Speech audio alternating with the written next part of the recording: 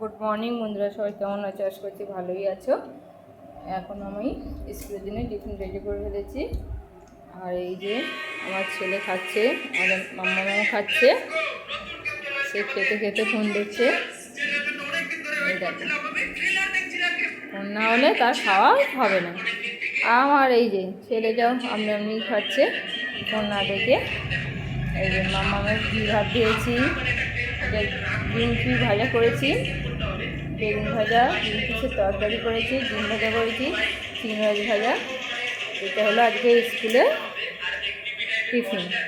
কেননা বেলায় স্কুলে ভাত নিয়ে যায়, সেই জন্য আমি সব কিছু দুপুরবেলা যাতে সব কিছু ভালোভাবে খেতে পারে মানে সব রকমই তৈরি করার চেষ্টা করেছি, কিন্তু যেটুকুনি পেরে উঠেছি করেছি।